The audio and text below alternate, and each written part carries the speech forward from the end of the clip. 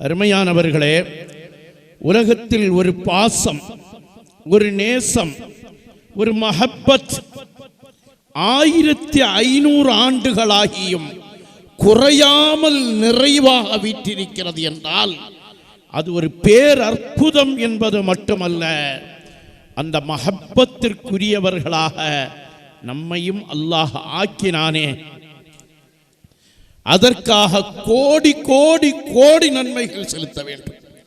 Mali Siva ஹுப்பி லதைக வசீலத்துன், Mali Siva ஹுப்பி லதைக வசீலத்துன்.